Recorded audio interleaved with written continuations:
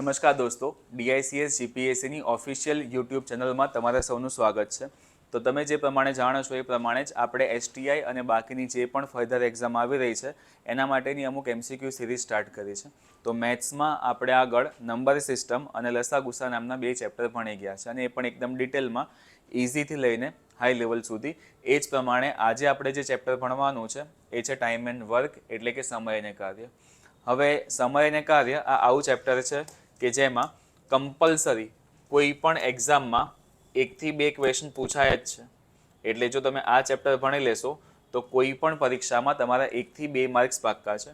અને સાથે સાથે આનાથી કનેક્ટેડ બીજું એક ચેપ્ટર છે જેનું નામ છે નળ અને ટાંકી.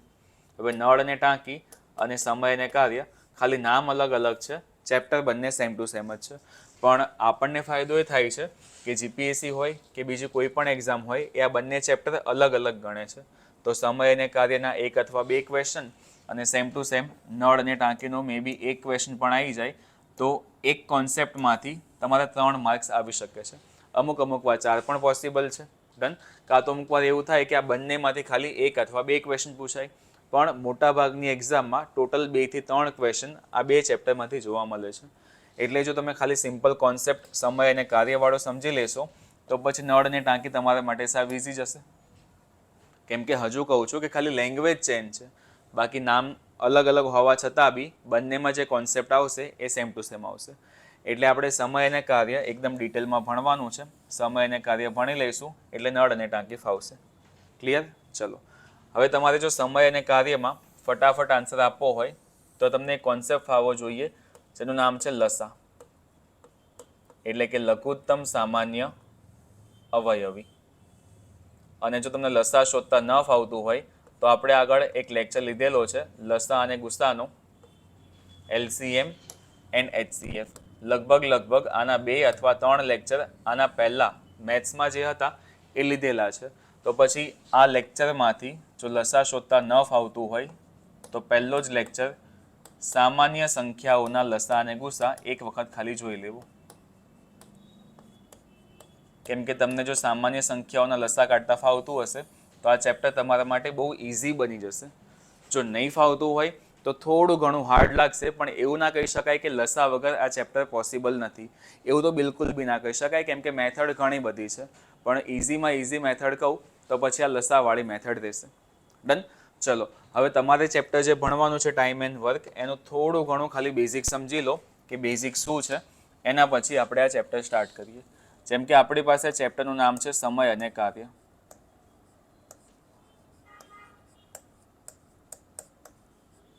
એટલે કે ટાઈમ એન્ડ વર્ક. હવે આપણી પાસે 2 શબ્દ છે, એક સમય અને એક કાર્ય. તો આ બંને શબ્દ વચ્ચે એક રિલેશન છે. ટાઈમ એન્ડ વર્ક વચ્ચે એક રિલેશન છે. એ રિલેશન સમજવા માટે આપણે એક નવું ટર્મ સમજવું પડશે જેનું નામ છે એફિશિયન્સી. અને એફિશિયન્સીનો મતલબ થાય છે કાર્યક્ષમતા. સમય અને કાર્ય આ બંને શબ્દ વચ્ચે એક સંબંધ, અને સંબંધ જાણવા માટે કાર્યક્ષમતા શું છે એ સમજવું થોડું ઘણું ઇમ્પોર્ટન્ટ બની રહેશે. તો કાર્યક્ષમતા એટલે સાદી ભાષામાં કહું તો કામ કરવાની ક્ષમતા, એટલે કાર્યક્ષમતા. પણ જો ગણિતની ભાષામાં કહું તો કાર્યક્ષમતા એટલે કે એકમ સમયમાં કરેલું કામ.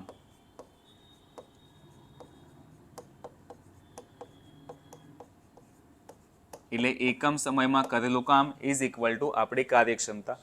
એકમ સમયમાં કરેલું કામ, આનો મતલબ શું? તો માન લો કે દાખલામાં તમને ઘણા બધા કલાકમાં કામ આપેલું છે કે કોઈ એક કામ 80 કલાકમાં પતે છે, તો 1 કલાકનું કામ એ તમારી શું બનશે? એફિશિયન્સી બનશે. માન લો કે કોઈ પણ દાખલામાં ઘણા બધા તમને દિવસો આપેલા છે, કોઈ એક કામ 25 દિવસમાં પૂર્ણ થાય છે, તો પછી 1 દિવસનું કામ શું થશે તમારું? એફિશિયન્સી થશે. ટૂંકમાં હું તમને સમજાવું તો આ પ્રમાણે સમજો કે કોઈ એક વ્યક્તિ છે એ, અને આ વ્યક્તિ એ 5 દિવસમાં 10 ચોકલેટ ખાય છે. કોઈ એક વ્યક્તિ એ 5 દિવસમાં 10 ચોકલેટ ખાય છે. તો એને એક દિવસમાં કેટલી ચોકલેટ ખાધી હશે? તો આપણે લખી શકીએ કે 10/5 એટલે એક દિવસમાં 2 ચોકલેટ ખાધી હશે. તો આ 2 એ એની શું મળી? એફિશિયન્સી એટલે કે કાર્યક્ષમતા મળી, કામ કરવાની ક્ષમતા મળી, કે એક દિવસમાં 2 જેટલું કામ કરશે. ડન. એટલે આ જે કોન્સેપ્ટ છે એ તમારા મગજમાં ક્લિયર હોવો જોઈએ કે આને આપણે કહીશું એફિશિયન્સી. હવે ધીમે ધીમે આપણે જઈએ ઇક્વેશન બાજુ, કે ઇક્વેશન બને કેવી રીતે છે. બાકી આ બધી જે માથાકૂટો કરું છું એ યાદ નહીં રાખો તો પણ ચાલશે. છેલ્લે ખાલી ઇક્વેશન યાદ રાખજો કે માન લો કે આપણી પાસે કુલ 10 ઈંટ હતી અને આ 10 ઈંટને આપણે એકબીજા ઉપર ખાલી ગોઠવવાની છે. એટલે કે હું એવું કહી શકું કે મારી પાસે એક કામ હતું, એક કામમાં હતી 10 ઈંટ અને આ 10 ઈંટને એકબીજા પર ખાલી ગોઠવવાની છે. તો આ મારું શું થઈ ગયું? આ થઈ ગયું કુલ કામ, કે 10 ઈંટ હતી. હવે આ સેમ ટુ સેમ જે કામ છે એ કામ હું અલગ અલગ 2 વ્યક્તિને આપું છું. પહેલાં આ કામ આપું છું વ્યક્તિ એ ને, અને પછી આનું આ જ કામ હું આપી દઉં છું વ્યક્તિ બી ને. તો જે વ્યક્તિ એ હતો એ એક દિવસમાં ખાલી એક જ ઈંટ ગોઠવતો હતો અને વ્યક્તિ બી હતો એ એક દિવસમાં એક સાથે 2 ઈંટ ગોઠવતો હતો. તો આ એક દિવસમાં 1 ઈંટ અને એક દિવસમાં 2 ઈંટ. તો આ 1 અને 2 એ પર્ટિક્યુલર એ અને બીની આપણને શું મળી? કાર્યક્ષમતા મળી, કેમ કે આ બંનેનું એક દિવસનું કામ હતું. ડન. હવે જો એ એક દિવસમાં ખાલી એક જ ઈંટ ગોઠવતો હોય તો પછી કુલ સમય કેટલો લાગશે? કુલ દિવસ કેટલા લાગશે? તો જો એક દિવસમાં 1 ઈંટ હોય તો 10 ઈંટ માટે ટોટલ 10 દિવસ લાગશે. અને એક દિવસમાં જો 2 ઈંટ હોય તો 10 ઈંટ માટે ટોટલ 5 દિવસ લાગશે. તો આ સિમ્પલ મેથડ કે 10/1 અને 10/2. તો આ 10 અને 5 મળ્યા એ આપણને શું મળ્યું? કુલ સમય મળ્યો. એટલે આપણી પાસે 3 વેરિયેબલ નીકળ્યા. એક વેરિયેબલ મળ્યો કુલ કામ એટલે કે W, એક વેરિયેબલ બન્યો કાર્યક્ષમતા એટલે કે એફિશિયન્સી, અને ત્રીજો જે ટર્મ આપણને મળ્યું એ છે સમય એટલે કે ટાઈમ. ડન. હવે એક પોઈન્ટ સમજજો કે આ જે વસ્તુ મેં લખેલી છે આમાંથી સિમ્પલ મને એટલું ખબર પડે કે જે સમય છે એ કાર્યક્ષમતાના વ્યસ્ત પ્રમાણમાં છે. કેવી રીતે? કે જ્યારે પણ કાર્યક્ષમતા ઓછી હતી ત્યારે સમય કેવો લાગ્યો? વધુ લાગ્યો. અને જ્યારે કાર્યક્ષમતા થોડી ઘણી વધી ગઈ તો પછી સમય ઓટોમેટિક કેવો થઈ ગયો? થોડો ઘણો ઘટી ગયો. એટલે આપણે આવું કહી શકીએ કે જે સમય છે, સમય નામનું જે ટર્મ છે એ કાર્યક્ષમતાના વ્યસ્ત પ્રમાણમાં છે. અને વ્યસ્ત પ્રમાણ આ પ્રમાણે લખાય. સમપ્રમાણ હોત તો બંને સીધું આવત. વ્યસ્ત પ્રમાણ છે એટલે આ પ્રમાણે વ્યસ્તમાં આવશે. એટલાનો સિમ્પલ મતલબ એવો થાય કે જો કોઈ પણ દાખલામાં કાર્યક્ષમતા વધી જાય તો સમય ઘટી જશે, અને કાર્યક્ષમતા ઘટી જશે તો સમય વધી જશે. હવે આના પરથી આપણે એક ઇક્વેશન બનાવવું છે. તો તમે સ્કૂલમાં આવું ભણ્યા હશો કે વચ્ચે જે આ પ્રમાણ છે આ પ્રમાણને હટાવવું હોય તો આ એકના બદલે કોઈ એવું ટર્મ મૂકવું પડે, એવો કોઈ વસ્તુ મૂકવું પડે જે બંને કેસમાં સેમ હતું. તો આ બંને કેસમાં સેમ ટુ સેમ એટલે કે કોન્સ્ટન્ટ શું હતું? આ જે 10 ઈંટ હતી એ બંને કેસમાં સેમ હતી. તો મતલબ કે આ એકના બદલે W એટલે કે કુલ કામ મૂકવું પડશે. તો મૂકી દઉં. ઇક્વેશન બનશે શું? સમય ઇઝ ઇક્વલ ટુ એકના બદલે કુલ કામ ના છેદમાં કાર્યક્ષમતા. એટલે આ બન્યું આ ચેપ્ટર માટેનું તમારું એકદમ બેઝિક ઇક્વેશન. અને ઇંગ્લિશમાં કહું તો આપણે લખીશું time is equal to work upon efficiency. એટલે નેક્સ્ટ 2 લેક્ચરમાં તમારે આ જ ઇક્વેશન વાપરવાનું છે. સમય બરાબર કુલ કામ છેદમાં કાર્યક્ષમતા, એટલે કે time is equal to work upon efficiency. Done. ફાવશે? તો બસ ચલો ધીમે ધીમે ક્વેશ્ચન ચાલુ કરીએ. આપણે એકદમ લો લેવલના ક્વેશ્ચનથી ચાલુ કરીશું અને લો લેવલથી આપણે ધીમે ધીમે આગળ વધીશું તો આપણે છેક હાઈ લેવલના ક્વેશ્ચન સુધી પહોંચી જઈશું. અને એવું ના સમજો કે મેથ્સમાં લો લેવલના ક્વેશ્ચન તમારી એક્ઝામમાં નહીં આવે. ગમે ત્યારે કોઈ પણ કોઈ પણ ક્વેશ્ચન તમારી એક્ઝામમાં આવી શકે છે. કેમ કે STIમાં 25 ક્વેશ્ચન્સ મેથ્સ અને રિઝનિંગના છે. એ પ્રમાણે તમે PSIની વાત કરો તો 50 અને 50 100 ક્વેશ્ચન છે. કોન્સ્ટેબલની વાત કરો તો 30 અને 30 60 ક્વેશ્ચન મેથ રિઝનિંગના છે. જ્યારે ક્લાસ 1-2ની વાત કરીએ તો એમાં ટોટલ 50 ક્વેશ્ચન મેથ રિઝનિંગના આવે છે. તો એવું ક્યારે પણ પોસિબલ ના હોય કે 100% ક્વેશ્ચન હાર્ડ મૂકે અથવા તો બહુ લેન્ધી મૂકે. હા, એવું પોસિબલ થઈ જાય કે 100%માંથી 20 અથવા 30% ક્વેશ્ચન એવા હશે જે એકદમ હાર્ડ હશે.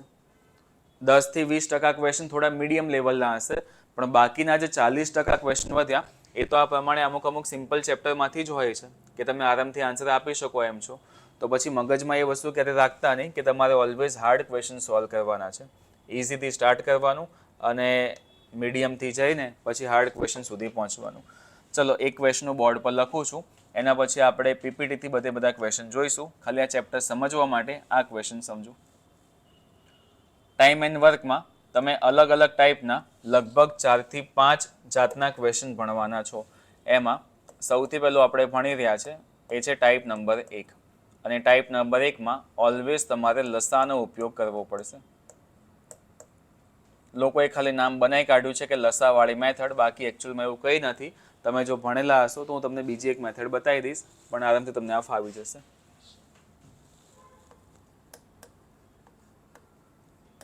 અને ટાઈપ નંબર 1 જ સૌથી મોટો ટાઈપ છે, બાકીના બધા ટાઈપ ઇઝી છે. ચલો, એક ક્વેશ્ચન બોર્ડ પર લખું છું, પછી આપણે પીપીટીથી બધા ક્વેશ્ચન જોઈશું કે એક કામ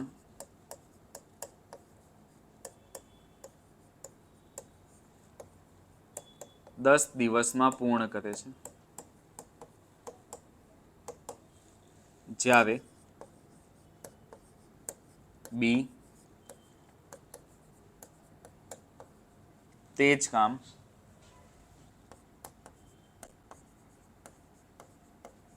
15 દિવસમાં પૂર્ણ કરે છે.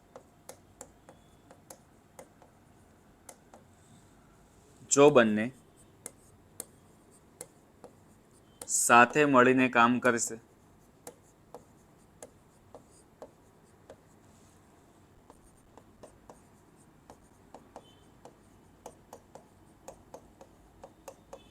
તો કામ કેટલા દિવસમાં પૂર્ણ થશે?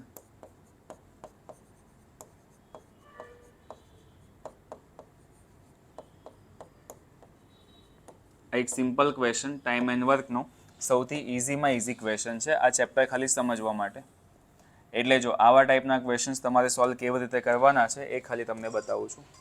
તમને જે પણ ડેટા આપેલો હોય, એક જ મિનિટ.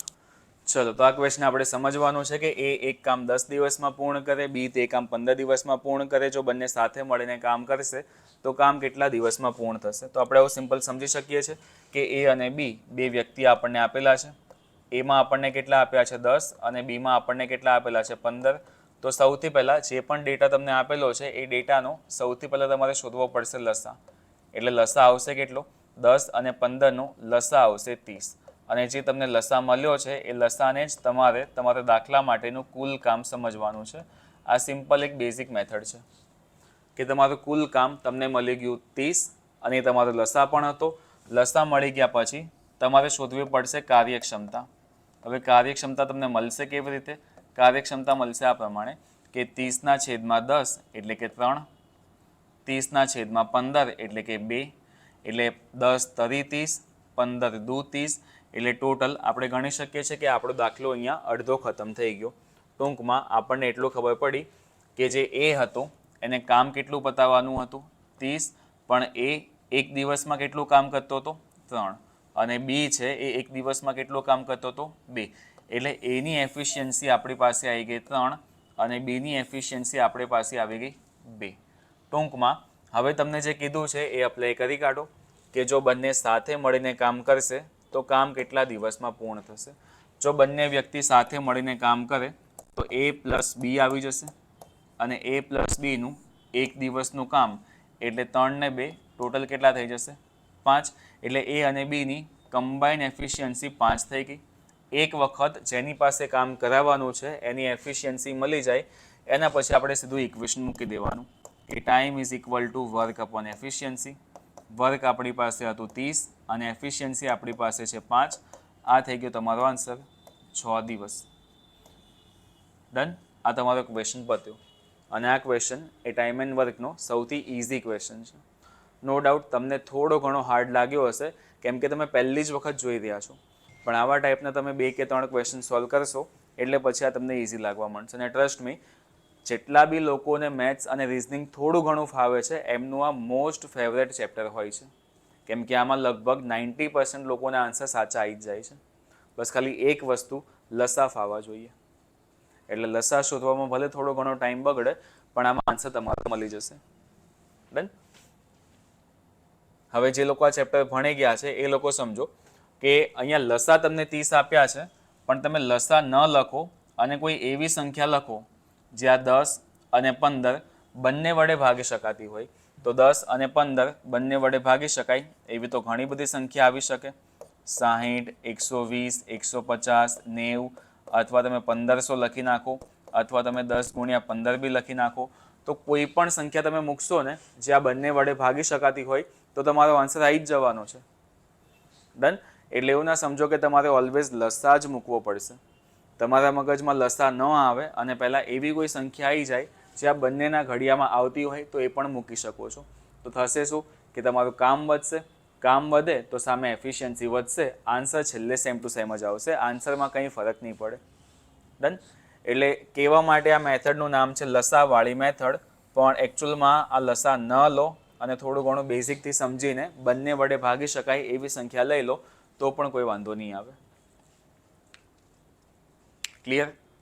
તો આ થઈ ગયો તમારો એકદમ બેઝિક ક્વેશ્ચન. અને હવે આના પરથી આપણે ઘણા બધા ક્વેશ્ચન સોલ્વ કરી લઈએ. ચલો, આ પહેલો ક્વેશ્ચન આગળ જે ગણાયો સેમ ટુ સેમ એવો જ છે. એટલે જેટલા લોકો ઓનલાઈન આ લેક્ચર જોઈ રહ્યા છે ફટાફટ ટ્રાય કરો કે આનો આન્સર આવી જાય, પછી આપણે સોલ્વ કરીએ આગળ. ચલો જોઈએ પહેલો આન્સર કોનો આવે છે.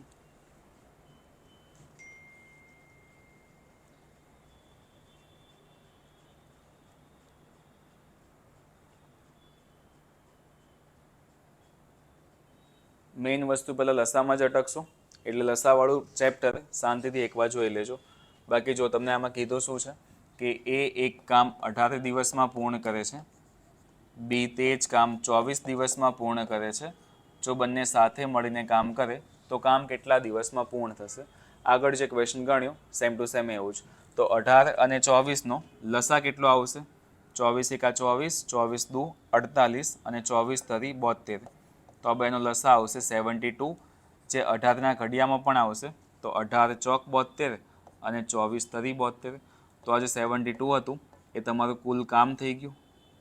આ 4 અને 3 તમને જે મળ્યું એ તમને ટોટલ એફિશિયન્સી મળી. આના પછી તમારે આ જે કામ છે એ બંને પાસે કરાવવાનું છે. તો એ એક દિવસમાં 4 જેટલું કામ કરતો હતો, બી એક દિવસમાં 3 જેટલું કામ કરતો હતો, બંને સાથે મળીને એક દિવસમાં 7 જેટલું કામ કરશે. એના પછી સીધું equation time is equal to work upon efficiency. Work 72, efficiency 7. Answer શું આવશે? 7થી ભાગ ચલાવશો તો 7 ગુણ્યા 10 એટલે 70 અને વધ્યા કેટલા? 2. તો આ તમારો આન્સર 10, 2/7.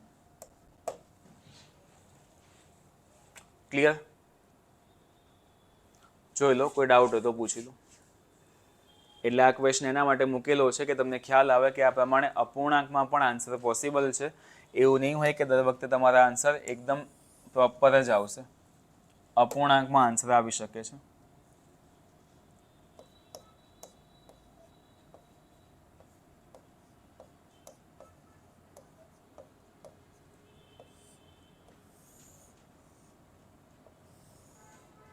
ચલો, સેકન્ડ ક્વેશ્ચન. દરેકે દરેક ક્વેશ્ચન આગળવાળા ક્વેશ્ચન કરતાં થોડાક અલગ હશે, કેમ કે સેમ ટુ સેમ ક્વેશ્ચન જો વધુ પડતા કરાવીશ તો એક ચેપ્ટર પતવામાં લગભગ 7 થી 8 કલાક જતા રહેશે, અને જે આપણે કરવું છે નહીં, કેમ કે સમય ઓછો છે. તો એક જ ટાઈપના ક્વેશ્ચન ઘણા બધા નહીં કરીએ. એ તમારી જવાબદારી છે કે તમે બુક્સમાંથી સેમ ટુ સેમ ટાઈપના ક્વેશ્ચન જુઓ અને પછી સોલ્વ કરો. હા, એટલી ગેરંટી આપું છું કે એક વખત તમે આ ચેપ્ટર ભણી લેશો એના પછી આવા ટાઈપ સિવાયના બીજા કોઈ ટાઈપ તમને કોઈ બુકમાં જોવા નહીં મળે. ડન? ચલો, તો આ બીજો ક્વેશ્ચન છે, ધ્યાનથી સમજો. એ અને બી સાથે મળીને એક કામ 12 દિવસમાં પૂર્ણ કરે છે. બાકી ઓનલાઈન જો તમારા આન્સર આવી જાય તો ફટાફટ કહી દેજો. પણ ડેટામાં તમને આપ્યું કે a + b = 12. બી એકલો તે કામ 18 દિવસમાં પૂર્ણ કરે છે. તો બીમાં તમને આપેલું છે 18. ડન. પહેલું કામ તમારું શું હોવું જોઈએ? તમારું પહેલું કામ હોવું જોઈએ આ બેનો લસા. લસા કેટલો આવશે?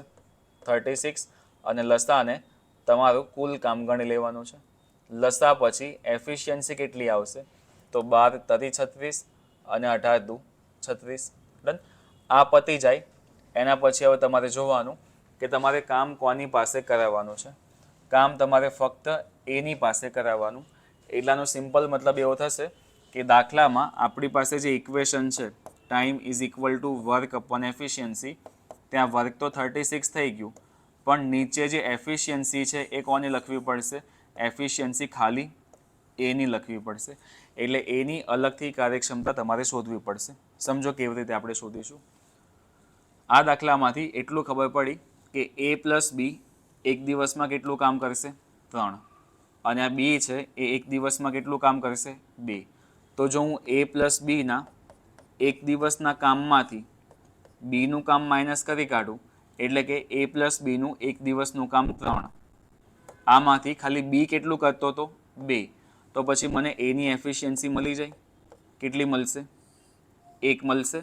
અને પછી ઇક્વેશનમાં મૂકી દઉં કે time is equal to work upon કામ જેની પાસે કરાવવાનું છે એની એફિશિયન્સી, એટલે જવાબ શું આવશે?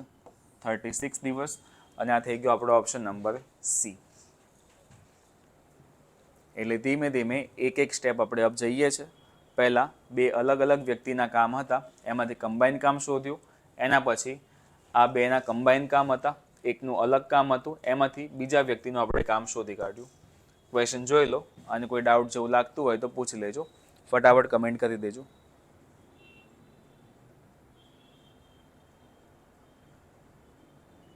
ડન. ચલો નેક્સ્ટ ક્વેશ્ચન. આનો આન્સર હવે તમે જ આપજો.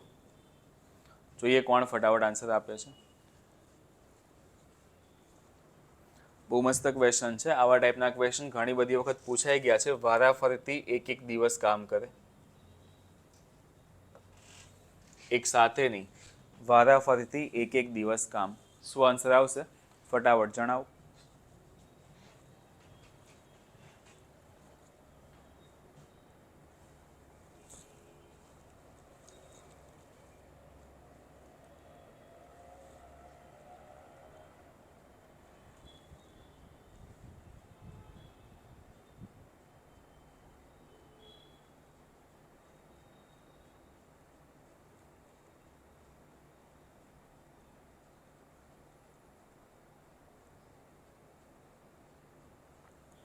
ચલો જોઈએ આ ક્વેશ્ચન કે વારાફરતીવાળા ક્વેશ્ચન સોલ્વ થશે કેવી રીતે. જેને ના ફાવતું હોય ને આ ચેપ્ટર, એ બસ ખાલી આ 1-2 લેક્ચર સુધી બન્યા રહેજો તો આ ચેપ્ટરમાં તમે માસ્ટર થઈ જશો. એ અને બી એક કામ અનુક્રમે 10 અને 15 દિવસમાં પૂર્ણ કરે છે. તો એમાં આવશે 10 દિવસ અને બીમાં આવશે 15 દિવસ. સૌથી પહેલું કામ મેં તમને કીધું એ પ્રમાણે કે આ બેનો તમારે શોધવાનો છે લસા. લસા કેટલો આવશે? 30. અને જે લસા મળ્યો છે એ તમારું કુલ કામ થઈ ગયું. આના પછી તમે શોધશો એફિશિયન્સી, એટલે 10 તરી 30 અને 15 દુ 30. આ એ અને બીની એફિશિયન્સી આપણને મળી ગઈ. આના પછી દાખલામાં તમને કીધું છે કે એ અને બી એ વારાફરતી એક દિવસ કામ કરે છે. તો કામ પૂર્ણ થતાં કેટલો સમય લાગશે? તો દાખલામાં તમને આવું કીધું છે કે જે પહેલો દિવસ હશે એ પહેલા દિવસે કામ કરવા માટે કોણ આવશે? એ આવશે. અને જે બીજો દિવસ હશે આ બીજા દિવસમાં કામ કરવા માટે કોણ આવશે? બી. વળી પાછો આવશે ત્રીજો દિવસ અને ત્રીજા દિવસમાં કામ કરવા માટે આવશે એ. અને ફરી પાછો આવશે ચોથો દિવસ અને ચોથા દિવસમાં કામ કરવા માટે કોણ આવશે? બી. ક્લિયર? એટલે આ પ્રમાણે વારાફરતી એક દિવસ કામ થાય છે. તો બસ તમે આગળ અપ્લાય કરી કાઢો કે જો એ એક દિવસ કામ કરે તો કામ કેટલું કરશે? 3 જેટલું. બી એક દિવસ કામ કરે તો કામ કેટલું કરશે? 2 જેટલું. વળી પાછું એમાં 3 કામ, બીમાં 2 કામ. આમ લંબાવતા જાઓ ક્યાં સુધી? જ્યાં સુધી આ લોકોનો સરવાળો 30 ન મળે, કેમ કે 30 જેટલું કામ કરવાનું હતું, ત્યાં સુધી આ લંબાવતા જાઓ. જેટલી વખત તમે લંબાવ્યું હશે એ દિવસ તમારો આન્સર થઈ જશે. એક આ બેઝિક મેથડ. આમ ના કરવું હોય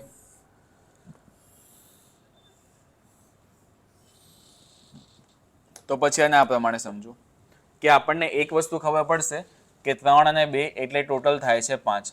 તો આપણે આમ લખી શકીએ કે આ લોકોનું 2 દિવસનું કામ કેટલું, 2 દિવસનું જે કામ હતું એ થશે 5. સિમ્પલ. 2 દિવસનું કામ 5. કામ કરવાનું કેટલું હતું, કામ કરવાનું હતું 30. એટલે આ 5ને કંઈ પણ કરીને 30 બનાવવા પડશે. તો આ 5ને કેટલા વડે ગુણીશ તો 30 બનશે. તમે કહેશો કે 5ને 6 વડે ગુણીશ તો 30 બનશે. તો અહીંયા 5 છંગ 30 તો થઈ ગયા, પણ રકમ ઇક્વલ બનાવવા માટે મેં જમણી બાજુમાં 6 વડે ગુણ્યા છે, તો ડાબી બાજુમાં પણ 6 વડે ગુણવા પડશે. 6 દુ 12 દિવસ, અને 12 દિવસમાં કામ કેટલું પત્યું, 30 જેટલું કામ પત્યું. એટલે આ થઈ ગયું તમારો આન્સર. ડન. જોઈ લેજો. 5 કામ 2 દિવસમાં થતું હતું, તો 5ને મારે બનાવવાનું કેટલું હતું, 30. 5ને 30 બનાવવા માટે મેં 5ને 6 વડે ગુણ્યા. તો જેટલા વડે જમણી બાજુ ગુણું છું એટલા જ વડે ડાબી બાજુ ગુણવું પડશે. સ્કૂલમાં ભણ્યા હશો, ડાબા બરાબર જબા કરવાનું આવે. તો 5 છંગ 30, 6 દુ 12. એટલે આપણો આન્સર કે 12 દિવસમાં આપણું કામ પૂર્ણ થશે. ઓપ્શન નંબર એ. એટલે વારાફરતી વાળો જે ક્વેશ્ચન છે એ મોસ્ટ ઇમ્પોર્ટન્ટ છે, ધ્યાનથી સમજી લેજો, અને ના ફાવે તો એકવાર પૂછી લેજો. ડન. ચલો વધીએ આગળ. ચોથો ક્વેશ્ચન સેમ ટુ સેમ વારાફરતી વાળો જ ક્વેશ્ચન છે, એટલે એકવાર તમે સોલ્વ કરી લો, અને ના ફાવે તો પછી હું તમને કરાવી દઉં છું. જોઈએ કોનો આન્સર પહેલાં આવે છે. વારાફરતી વાળો બીજો એક ક્વેશ્ચન.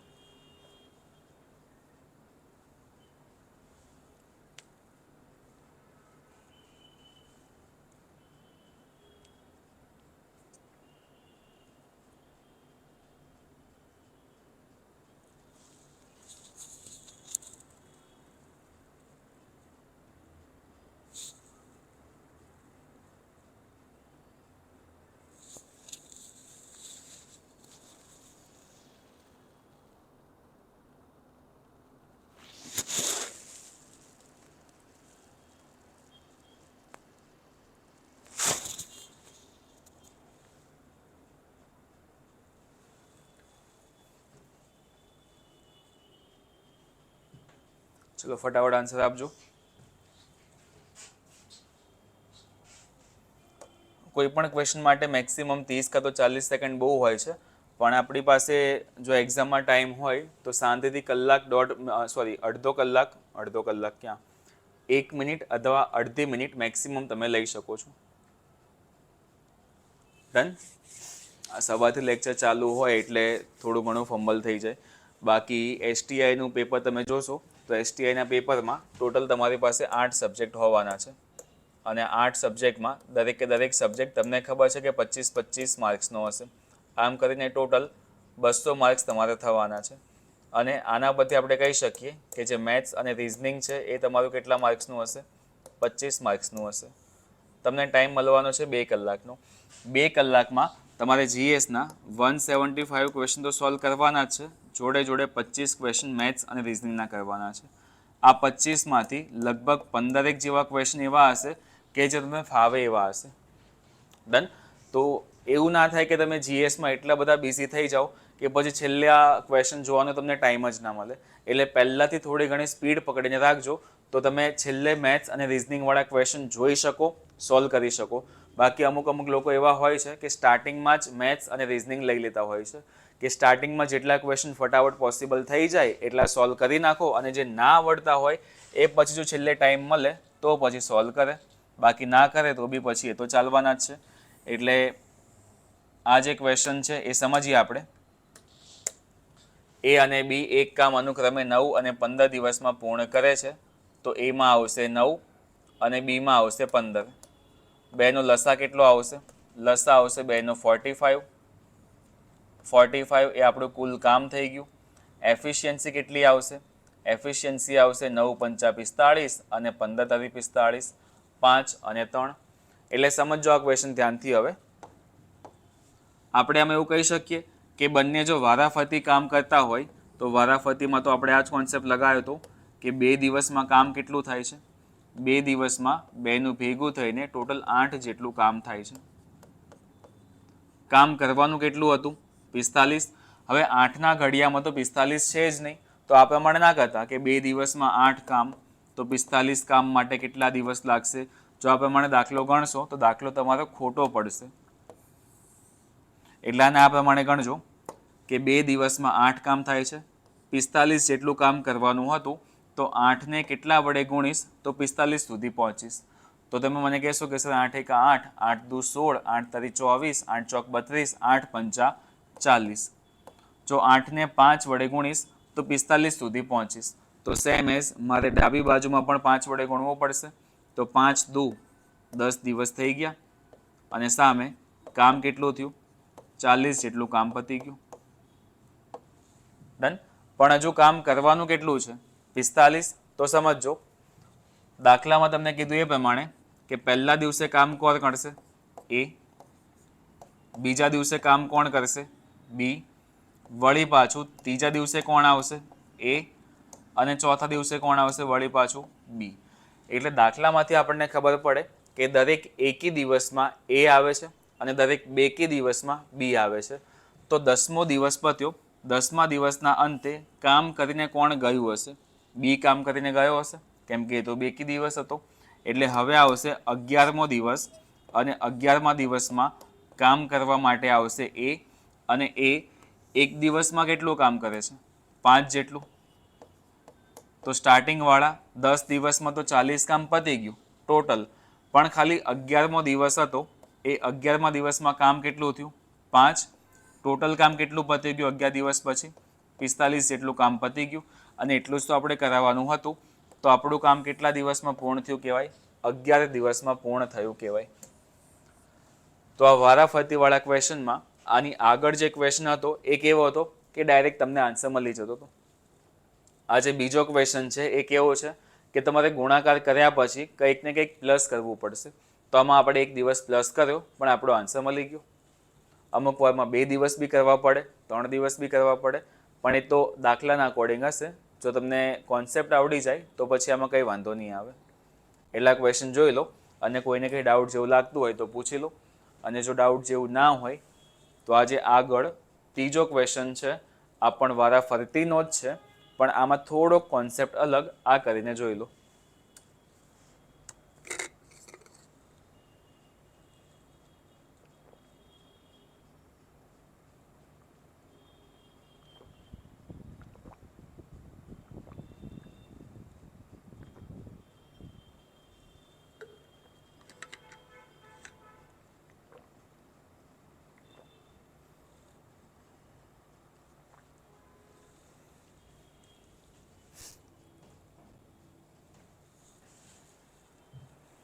ચલો જોઈએ કોનો આન્સર પહેલો આવશે.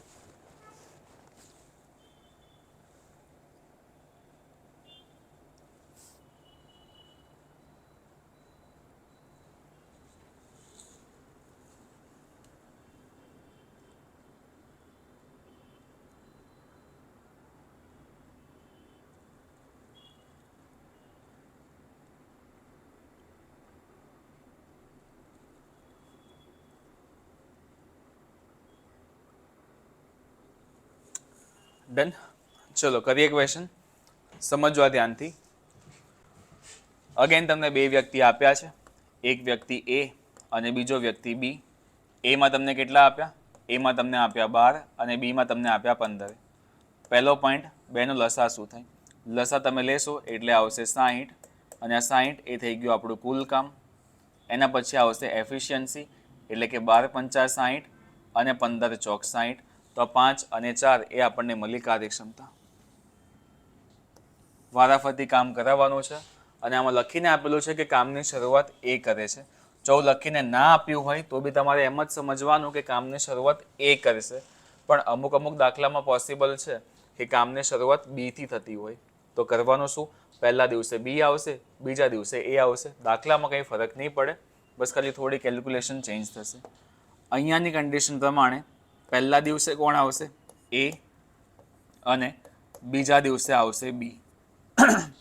એટલે સિમ્પલ આપણે એવું સમજી શકીએ કે ટોટલ 2 દિવસમાં કેટલું કામ થાય છે? 2 દિવસમાં ટોટલ 5 અને 4 એટલે કે 9 જેટલું કામ થાય છે. લસા પ્રમાણે કામ કરવાનું કેટલું છે? 60 કામ કરવાનું છે. તો 9ના ઘડિયામાં 60 તો આવશે જ નહીં. તો 9નો ઘડિયો બોલો અને 60 સુધી પહોંચો. તો 9 પંચા 45, 9 છક 54. તો 9ને 6 વડે ગુણવાથી 54 મળશે. 60ની આજુબાજુમાં પહોંચીશું. બાકી 9 ગુણ્યા 7 કરીએ તો પછી 63 થશે, 60થી વધી જશે. એટલે 9 છક 54, સેમ એઝ ડાબી બાજુ 6 વડે ગુણી કાઢો. તો 6 દુ 12 દિવસ થઈ ગયા અને 9 છક 54 જેટલું કામ પતી ગયું. ડના. 12 દિવસમાં 54 કામ ખતમ. પણ 12મા દિવસે કામ કરવા માટે કોણ આવ્યો છે? તો મેં તમને કીધું એ પ્રમાણે કે જો પહેલા દિવસે એ આવતો હોય તો દરેક એકી દિવસમાં એ અને દરેક બેકી દિવસમાં બી. તો 12મા દિવસે કામ કરવા માટે બી આવ્યો હશે. હવે આવશે 13મો દિવસ અને 13મા દિવસમાં કામ કોણ કરશે? એ કરશે. અને એ એક દિવસમાં ખાલી કેટલું કામ કરે છે? 5 જેટલું. તો 13મા દિવસમાં એ કરશે 5 કામ. એટલે 13 જેટલા દિવસ પતી ગયા અને કામ કેટલું પત્યું? 54 હતું જ અને 5 એટલે કે 59 જેટલું કામ આપણું ખતમ થઈ ગયું. ડન. પણ હજુ બી આપણે કામ કરવાનું કેટલું છે? 60. એટલે એક જેટલું કામ વધ્યું. હવે એક જેટલું જે કામ વધ્યું છે એ 14મા દિવસે પાછો કોણ આવશે? બી આવશે અને બી બાકીનું કામ પતાઈ કાઢશે. એટલે આન્સર આ પ્રમાણે આપવાનો છે. ધ્યાનથી સમજો કેમ કે એમાં બહુ કન્ફ્યુઝન થાય છે. હવે આવશે 14મો દિવસ અને 14મા દિવસે કામ કરવા માટે આવશે બી. અને બી એક દિવસમાં કામ કેટલું કરતો હતો? 4 કામ કરતો હતો. પણ 4 જેટલું કામ તો બાકી જ નથી. બાકી ખાલી કેટલું છે? એક કામ બાકી છે. તો આપણો આન્સર આ પ્રમાણે આવશે કે 13 દિવસ તો પૂરેપૂરા છે.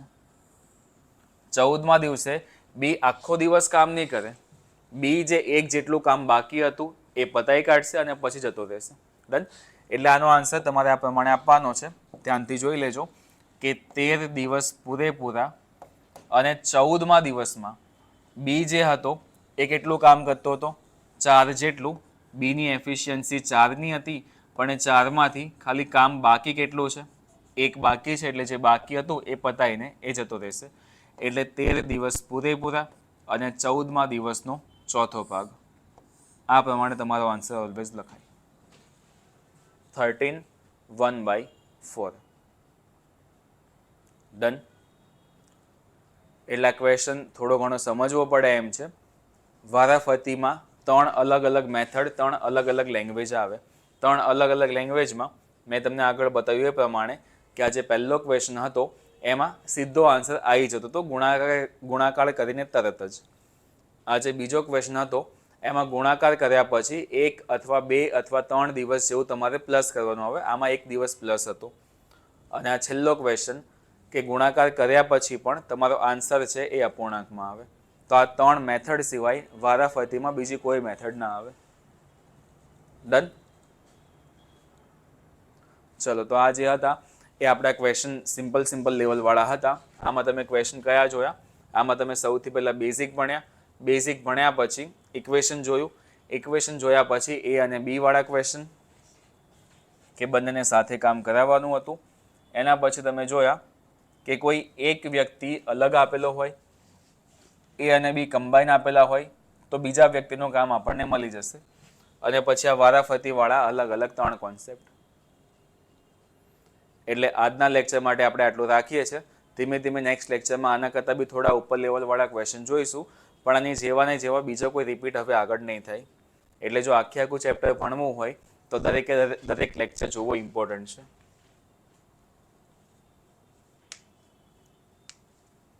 ડન. ચલો, તો જો તમે DICS સાથે જોડાવા માંગતા હો તો DICSની અલગ અલગ પ્લેટફોર્મમાં જે લિંક છે એ ઓપન કરીને તમે જોડાઈ શકો છો. જેમ કે ઇન્સ્ટાગ્રામ અકાઉન્ટ, એના પછી યુટ્યુબમાં તમે લોકો જોડાયેલા છો. તમે જે પણ ચેનલમાં વિડીયો જોવો છો DICS ફોર GPSC એને એકવાર સબસ્ક્રાઈબ કરી કાઢજો. અને જોડે જોડે તમે ટેલિગ્રામમાં જોઈન થઈ શકો છો અને ફેસબુક ઉપર તમે જોડાઈ શકો છો. ડન. તો ચલો, વાંચતા રહેજો. આપણે મળીએ નેક્સ્ટ લેક્ચરમાં. ત્યાં સુધી આનું થોડું ઘણું રિવિઝન કરી લેજો. Thank you class.